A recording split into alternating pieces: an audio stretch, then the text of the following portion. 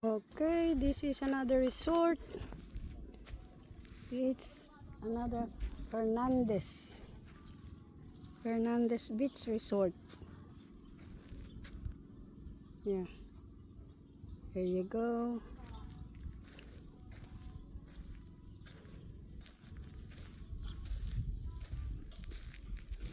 That's it. This is the one. So medyo low tide ngayon.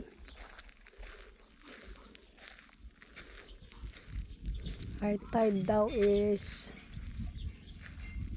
4 o'clock at 3 o'clock in the morning. May kayak din po kami, tag 100 po. Okay, may kayak kayo. Meron kayong salbabida. Opo, may salbabida din po yun. Okay. Yeah. Pambata. They have kayak. Merong nagtuturo sa iya, meron kayong tagapagturo para magkayak. Oh. O kaya naman ng ano? Kaya lang rin po yan.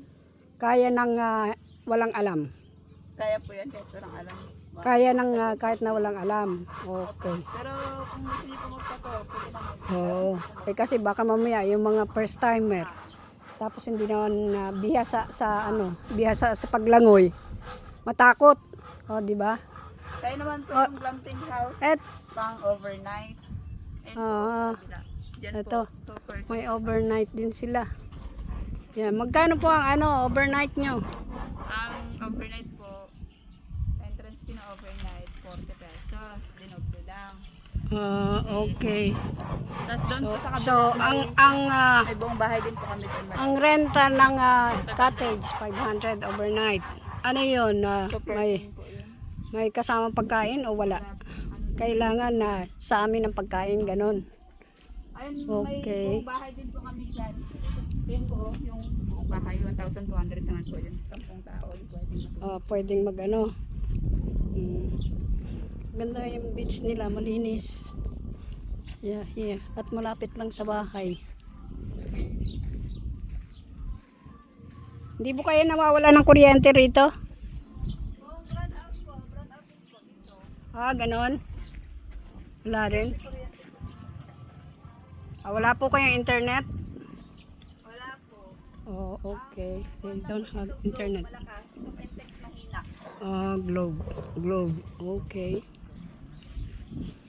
Ganda rito yung Starlink. Ba't di kayo magpaano ng Starlink? Kaya nga po, maganda yan dito Starlink. Sabi ko palagay ako dito.